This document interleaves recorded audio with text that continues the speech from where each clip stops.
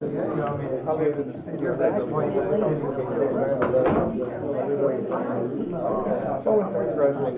if they said,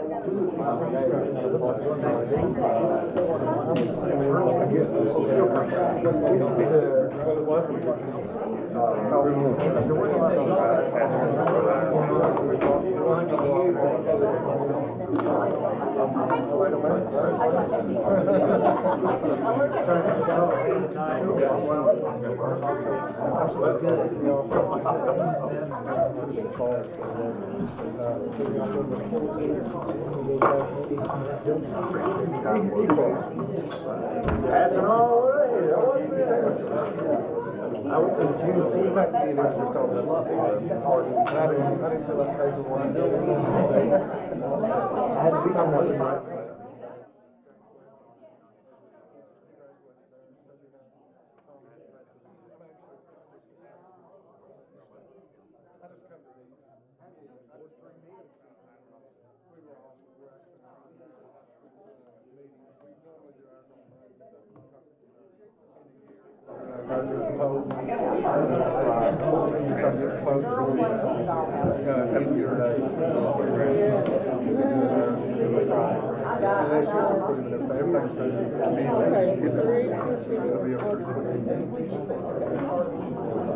No, there's next week.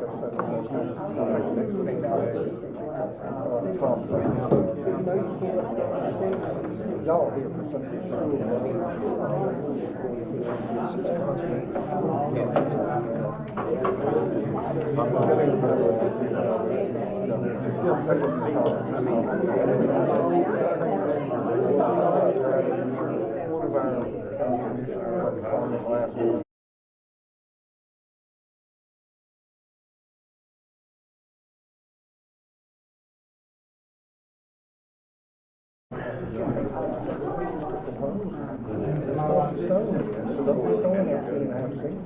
We'll talk about it.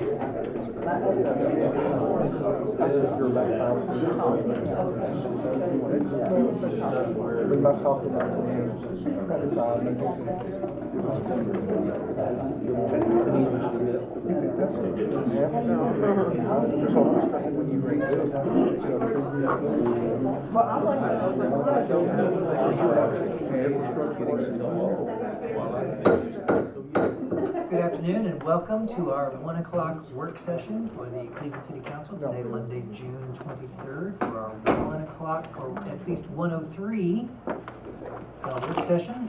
We have special presentations and public comments as our agenda item number 1, and we have not had any requests for public comments. Is there anyone seeking or wish to speak to the council prior to beginning the full agenda? You'll raise your hand. With all these educators here, I feel like it's awkward asking you to raise your hands. You're used to it, thanks. Seeing none, we will move directly to our city manager report. Mr. Fivas, you are recognized, and I would like to thank my colleagues for all of us that were at the Main Street meeting. We heard a great update from Lee University, and Mr. Berry was there about their new engineering building, which will change Central Avenue as we know it. Looking forward to that. Mr. Fivas, you're recognized. Yes, thank you, Mr. Mayor and City Council members. I think that this is working. First item, I want to talk about a Cleveland utility easement request. In front of you, you have exhibit. Any way you can rotate that? I tried. Oh. So what you're looking at is we're building these. We have 10 new hangars that will go under construction probably starting in July, and they will be out here. We are getting a huge amount of requests for development, mainly because a lot of the folks in Chattanooga are being edged out for other commercial type activities. So we've started planning for what are our next hangar locations and moving forward on that. My guess is the Jetport Authority has talked about that a little bit in the future. So what you're looking at is after we build these 10 new hangars, our next grant that we will apply for is building this taxiway out past, this is the water treatment plant, the Hiawassee treatment plant. And you see there's a blue line right out here. And there's this taxiway. If you can't go past this blue line, but if you hug that blue line, we encroach a little bit on the Cleveland Utilities site. So you see probably about 10 feet out here in the corner of the yellow is that we will be approaching Cleveland Utilities to get this as an easement for in the future. And then this opens up this area. We need to get some fill dirt, and we'll start filling in some of that. So if anyone has any fill dirt, we'd appreciate you to take it. So that's kind of the steps 2 and 3 coming on. Yes, sir. There's plenty of field dirt on Georgetown Road right there. That's what I heard. So please take all you want to of that. There's a lot. And move it over there, please. If it were ours, we would take it. Well, the state, I'm sure we could work something. I'm sure. But in all seriousness, that is the future as far as having a number of aero denominated businesses and just general hangars go in that area. There's no action needed, but just know that we'll probably, I talked to Tim Henderson last week about this, and we'll probably come up with an easement exhibit, and we will forward that to the Cleveland Utilities Board to take action on in the future. So just be aware of that. So it's literally by about 10 to 15 feet, and maybe a construction easement on that as well. But any more questions on that? Good. Next item is that I want to give you an update on Sharp Park. It's actually two projects. It's the continuation of Candy's Greenway going underneath the bridge there, and they're making progress with that. And you can go and you can see where that will lay when you go out there. It looks like it'll certainly bring value, but probably one of the most important things that it brings are restrooms to the Candy's Greenway out there, which will be very important. One item that we have is that we have a sign that we want you guys to be able to see that will come up on the board in a second here.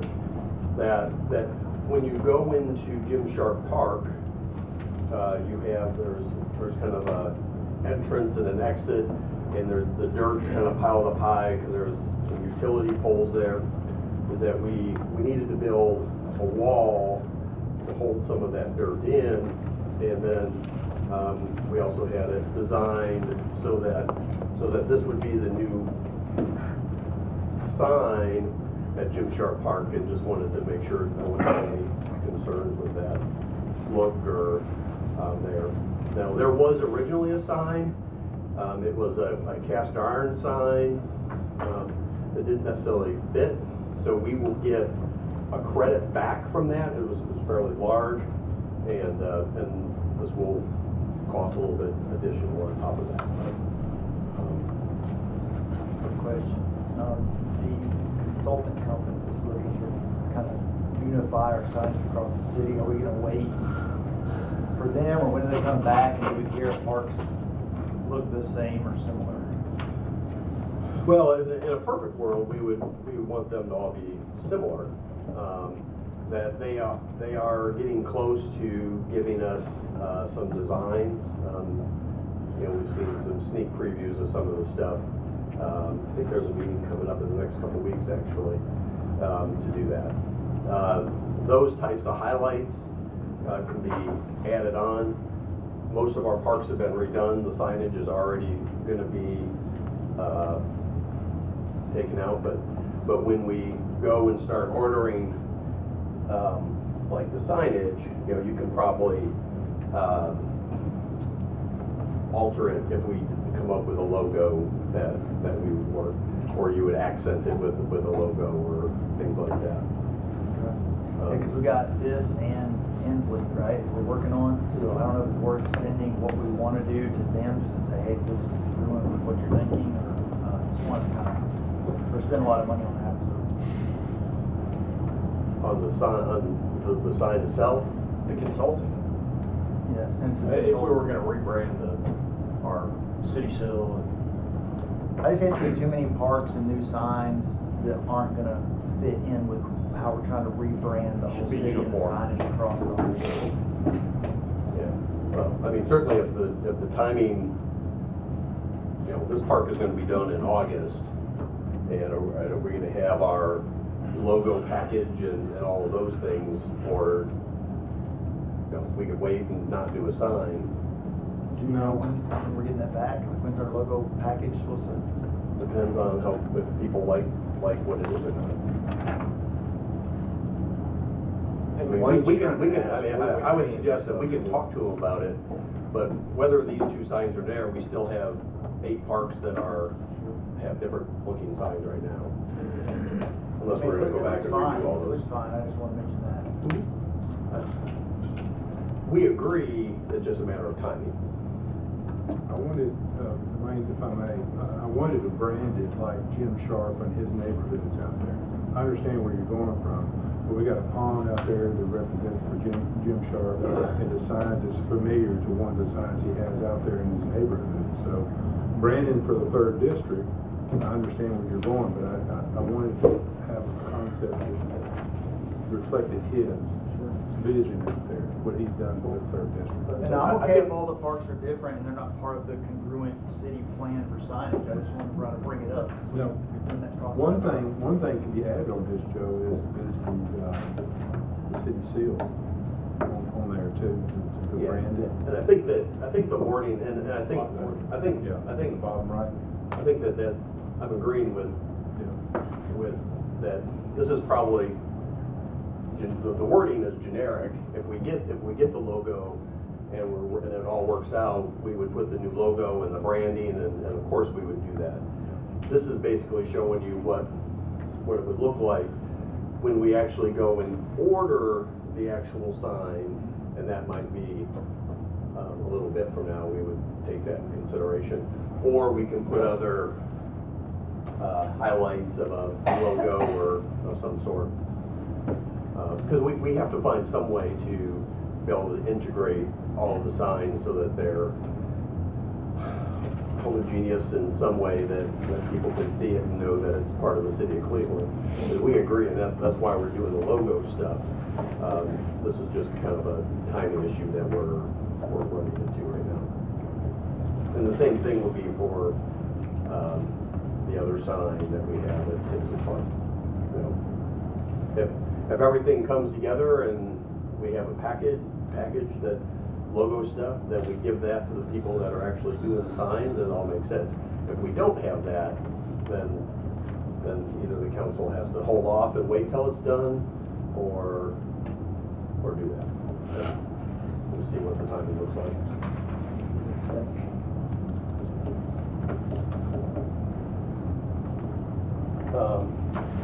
Go to the other one. So you see, this is like right across from this is Inverness. As you pull in, you have a exit and you have a leave, and the sign area would be right there.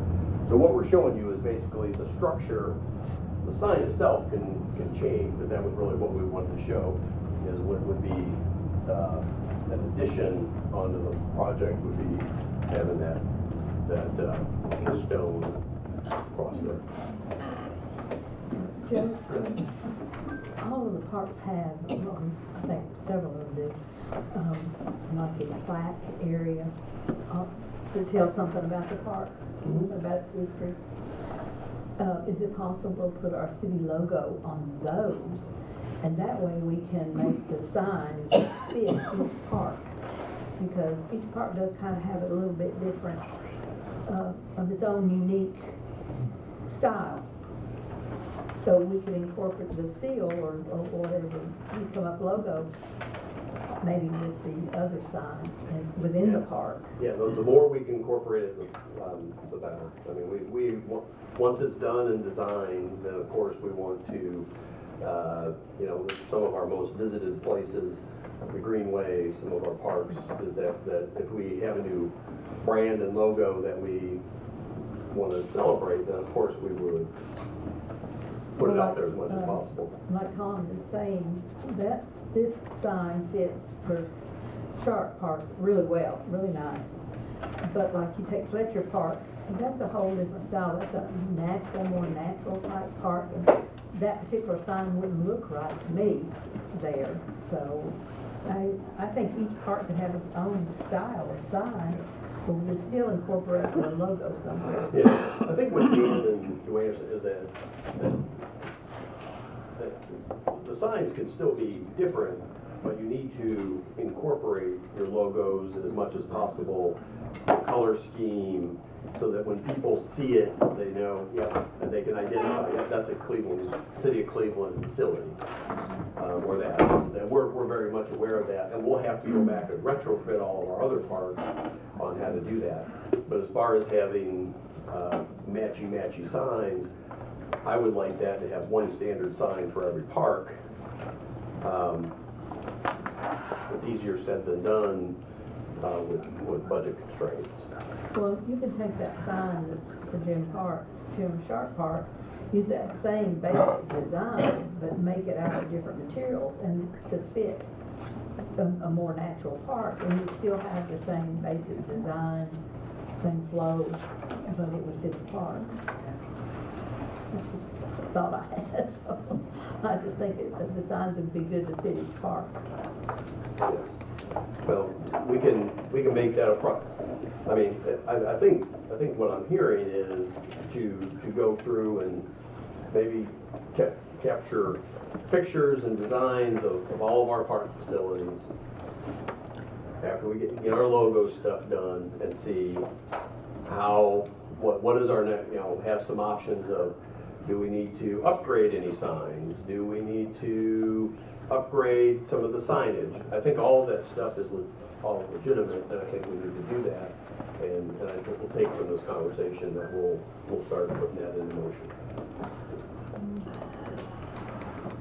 Agreeing with your concerns, just like at Fletcher, they just have an old wooden sign, I believe, that's out there that may be time to rehab, and then that could, you know, that opens up other opportunities. But you wouldn't want the Jim Sharp style, I mean, as far as the brick and that there. I'm showing this because this is your decision. I'm just not talking about moving forward with the other parts. I don't think they should all be that same sign. No. This is constructed for that spot because you have some other things, you have some dirt and some elevation that you're trying to account for. Is that all of our signs would be a little bit different. But we'll make sure that we get a picture of all of our signs, and then we can evaluate to see what our next steps are. Everyone comfortable with, because where we are is trying to figure out, we have to construct the stone, and we'll take into effect that, get an idea, I think next week, on when the logo stuff, when we might have things to look at, and just kind of figure out what the timing figures out to be. Moving on to Tinsley Park. We had a number of questions on Tinsley Park recently. On your agenda today is a bid that we received that would construct the new pickleball pavilion, as we've shown you in the past. It would create a new pavilion for the softball, baseball complex. It would create a new restroom for those facilities. It has a construction of the of the new sign that would replace the Tinsley Park sign at the entrance. And it also rehabs the existing two pavilions in the back. And you see that it's $940,000 for that, which is within our budget. And so once, if the council decides to approve that today, that will be the next thing. You'll see the contractors out there start building their structures. It'll take several months for them to work through that level of work on that. So that's probably that's the major thing that you'll start seeing vertical work going on. If you haven't been out there in a while, we've been when we can, since it's been raining for the last 2 months, that we are starting to pour walls at the softball, baseball complex on that, and that's going very well from a structural standpoint. Had a number of questions on the dog parks and what our process will be.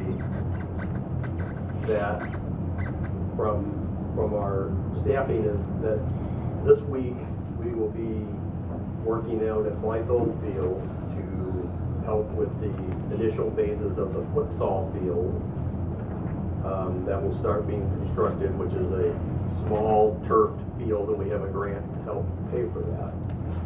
Is they have to do some sidewalk, and they'll probably be there a couple days, and they have to do some moving. The company will come in that is providing the installation and the turf, and they will install that in the next couple of weeks out there, and we should be done with that project for mid-July, which is a pretty good turnaround. After we go from there, we have to finish up the walls all around the softball complex, because we're going to build a pavilion that sits up on the top of a pad that we have, kind of a raised pad. And then all efforts will be going towards the back of Tinsley Park, that we'll take out all the concrete between the two dog parks. That will be removed, and we have a design that we've shown you, and we're happy to show you again the way that will look. And we're going to work our way out from the back, moving forward, which will have sidewalks coming down. You'll have two new pavilions. The small dog park will be doubled in size back there. And then we hope by the end of August, you have that phase completely done, except for the paving. So that everything will be done, new pavilions and everything, new sidewalks and all of that will be done throughout that area. Then we'll probably be able to open up that area so that people can get back there and continue going to the dog park, get access, better access to the greenway, use the new pavilions and a lot of those things. So that's what our goal is end of August, is to have all of that open. Same time, they're constructing these other facilities, going up these other pavilions and restrooms. And we will be completing the sidewalks then around and the islands in the parking lot, and we'll be start the areas around the parking lots in there. And we hope to have those done this fall. Weather permitting, if we're able to, and everything goes fine. It's been very hard to say that, since we've literally lost about 60 days with all the rain. If, let's say, it doesn't rain or we don't have any unintended problems, that you might be able to pave in November. That would be the earliest that we would probably be ready to do that. If we don't hit the November time, we would probably do the paving in March and be open. Now, can the facility probably be open during the winter? Yes, but it will probably have probably a gravel parking lot until we can get in there and pave. So that's kind of the nuances of all of the construction. The back be open. That gets open the dog parks and the greenway, and people can park down there as we work on the other parts throughout the fall. Any questions on that? I know that there's a lot of questions out there, and I want to try to address as many as possible. So if somebody comes up and says, when is Tinsley Park gonna be open? What can I tell them? End of August? Depends on what venue they want, right? No,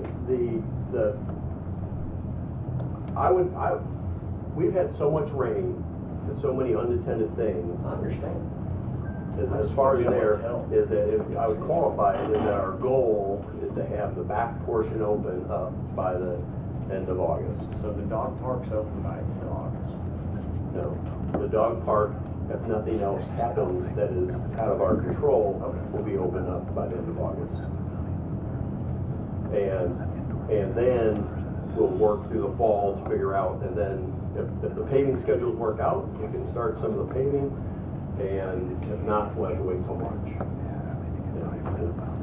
So we can do what we can. The softball fields,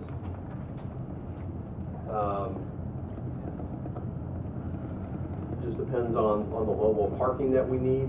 They will probably, the fields themselves will probably be done. Will we be able to have softball? We hope. But certainly there's no guarantee at all.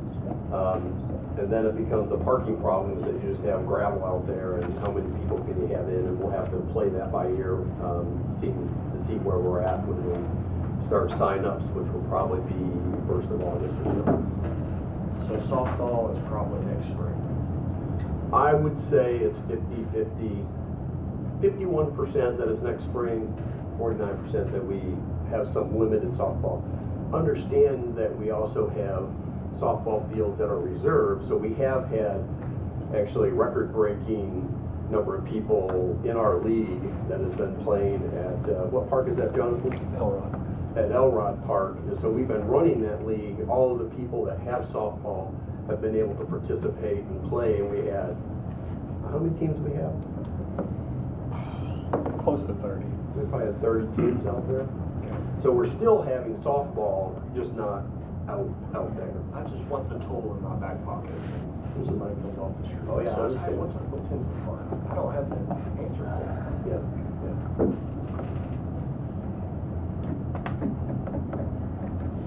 Any more questions on Tinsley? The pool is seen to be operating well.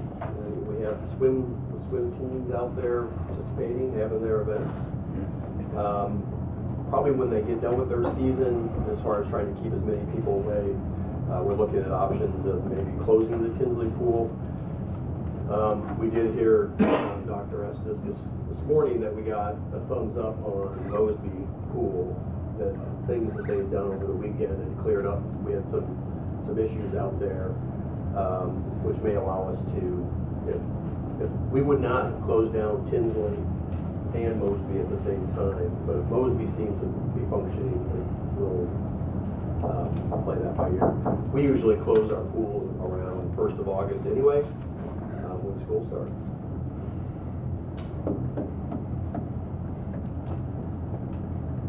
Questions? We did have a very good conversation it was very enlightening on the last meeting with some of the people in the community from skateboarding, from Lee University, Aaron.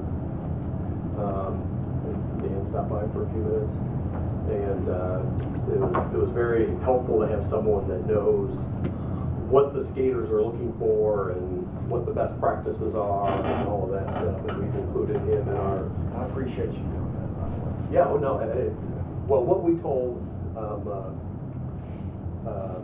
remember his last name. Johnson, Dr. Johnson, I believe he's doctor. That we actually appreciate him because we don't have that expertise, and him being able to kind of help us with, because it's a big thing on where the ramps come and hit the pavement and what do you need to have. You know, sometimes if you have the wrong materials, then people fly off their skateboards, and he's going to be, and whoever else he brings is going to be very helpful. Thank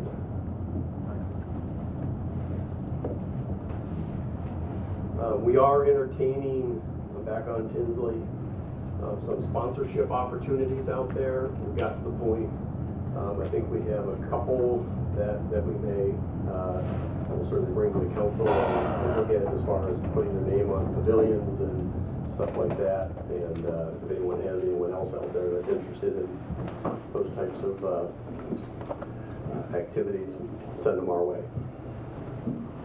So. That's all I have at the moment on that. As far as project updates, talked a little bit about Tinsley. I've talked a little bit about the Sharp Park. That project will be done likely hopefully at the end of August. They did lose some time with the literally record amount of rain that we've had in May, and I'm not sure about June yet, but it's been a lot, as you know. Is that things still seem they're moving along and trying to make that happen. You know, outside of that, we're just doing a lot of day-to-day stuff. There's been, with all the rain, there's been an uptick in a lot of stormwater issues that we've been trying to pay attention to, do some work and try to solve issues when they come up. So that's all we have. Joe, I will ask for you to follow up. There was an industry that reached out to offer sponsorship for a Tinsley opportunity that was told by the city that we don't have sponsorship availability for Tinsley. So I would very much like for you to reach back out to that corporation who felt disappointed that their offer of generosity was turned down. Well, we never actually said it like that. That what it was is until we actually had our bids in on these pavilions and we had a cost. Our costs have been variable. Sometimes they're twice the amount that we think, and sometimes they're 3 times the amount that they think they are. Is we did not want to commit to putting your name on a facility until we actually had a bid and we had approval from the city council that we could actually have something. If you go and get a name on a facility that is yet to be bid and it could come in high and that you could have to reduce what you want to do, that was why we have been, if we're talking about the same people, that's why it's been, why we've had to wait until we got through the bid package and do those. And now that things, if the council decides to approve today, then we can start, then we know what we can guarantee people on what they're going to get and how to do that. Great.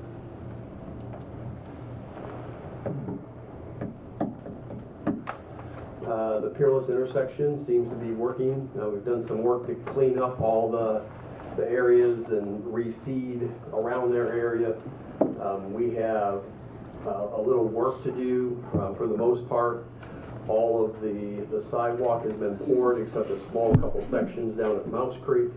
We're waiting on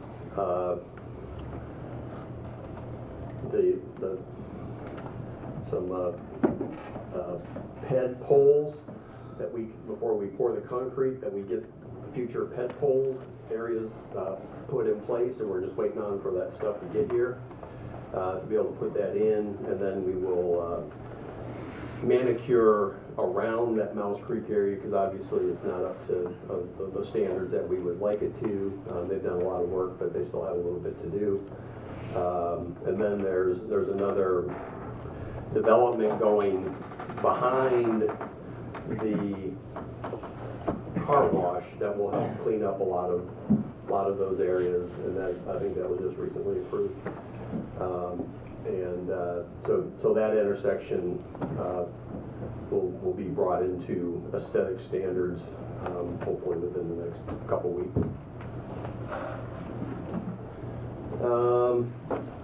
Georgetown Road is going along very fine. They're doing a lot of changing of traffic patterns, and they have the one bar northern section, I think, completely done. It's exciting to see them starting to wrap up on there for that. I think that is all that I have, and I don't have any other updates on anything, Mayor, if you want me to start talking about the agenda. Yeah, please proceed. Thank you. Mayor, can I put Sure, one thing sure. in to that, Joe, is Paul Huff Parkway. I've got a lot of compliments and ride it quite a bit, so that road is really, really nice. I've got a lot of feedback from people in my community for using that road, so it's a true pavement. Yes, we can land planes on it. I don't want to encourage anybody to land planes on it. Please don't. Dwayne. Okay. If we set the expectation really low, they really like when we pay. I was just saying that to Dwayne, make sure he doesn't land a plane on it. Yeah, and also, was complimented that they never dealt with any traffic. Since it was all back in church. Yeah, they did it at nighttime, so they just got eliminated. So I appreciate the city staff, Jonathan, you guys, everybody working towards that, making it a lot better, so. It's mostly Dave Shealy and Tom. You know, Dave too, Dave, I give him credit. Thanks, Dave. For that stuff.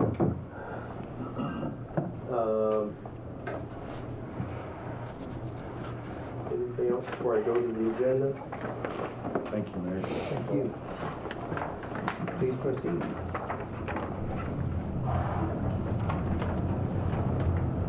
Today we have several hearings. We have 5 hearings. The first hearing will be to hear public comments concerning a request by Benny Castile for consideration of the ordinance of 6.65 acres on Old Tasso from R2 to PUD 66, building multifamily out on Old Tasso. Item 6B, public hearing to hear comments concerning the request of Berry Properties to amend PUD 46 to allow 34-foot wide lots for rear-loaded lots on Hardwick Way and minimum lot size of 3,100 square feet. We have item 6C, public hearing to hear public comments concerning a request by the City of Cleveland for consideration of ordinance PUD 63 located along Valley Head Road. And this is a cleanup due to a clerical error that we have from 38 to 50 units.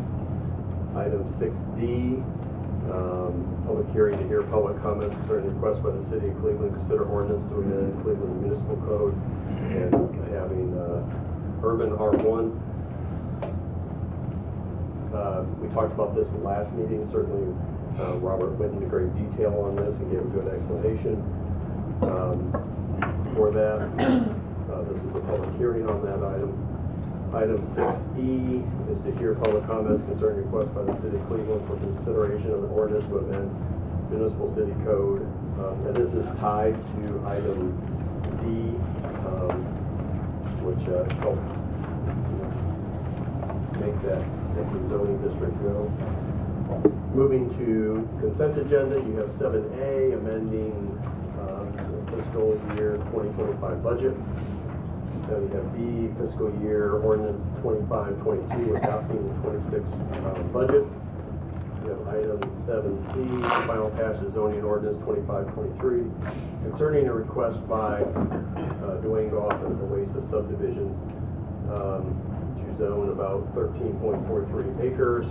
Property, this has already been approved by the council at the last meeting, so this is a second reading. Again, this is the final passage on 25-24. Ordinance request by Jason Farmer and Masana Investments to amend PUD 33 to allow right-of-way connections between the two developments, already approved by the City Council. Item 7E, final passage of the ordinance 25-25 concerning request by Jason Farmer and Masana Investments so you have 2 neighborhoods that are working with each other. Both have to make the request because you're changing both of them to some point. Item 7F, request concerning Joe Moore to amend PUD 44, removing the pool and clubhouse amenities because they downgraded the number of units within that facility. Item 7G, Final passage, zoning ordinance 2527, request by John Ledford, ordinance of 31 acres or more for property located at Sequoia Road from GC to MU. Item 7H, final passage, zoning ordinance 2528, concerning request by Chase Family Investments for consideration ordinance of 5.45 acres. This is located on Lewis Street and Old Power Line Road.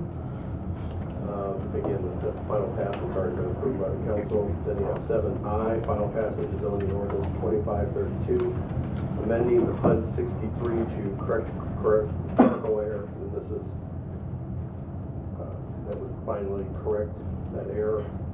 7J, resolution 2553, authorizing mayor to sign a change order with Black Construction related to Central Avenue sidewalk park improvements, or sidewalk improvement project.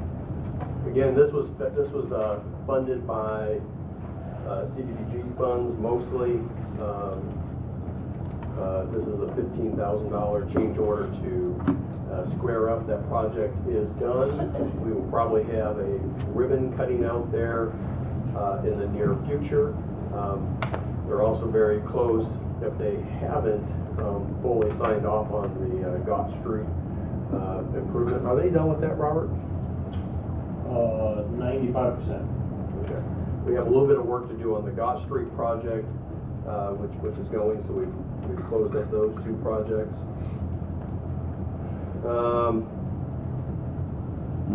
And then you have the reappointments on K, L, and M. And a bid report for the Tinsley Park improvements.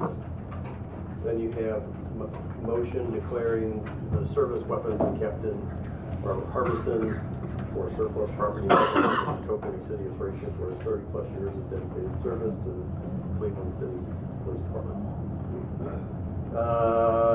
Item 10A is our items. We already talked about Benny Castile, Barry Properties, the PUD 46, and then 10C is another one that we talked about on here as well. So,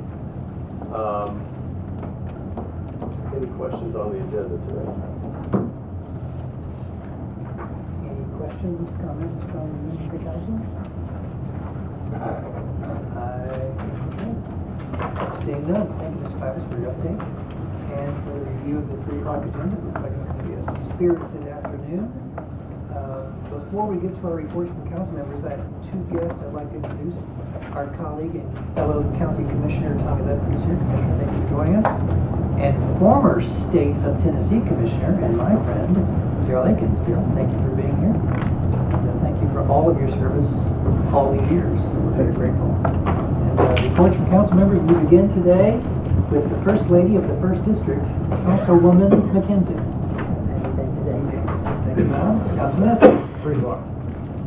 Thank you, sir. Councilman Castida. 3 o'clock. Thank you, sir. Councilman Bay. No, wait. Thank you, sir. Councilman Goff. 3 o'clock. Vice Mayor Webb is not with us today. Councilman Moore. Same, 3 o'clock. All right. We have no other further announcements, and as miraculous as it may sound, we are adjourned until 3 o'clock.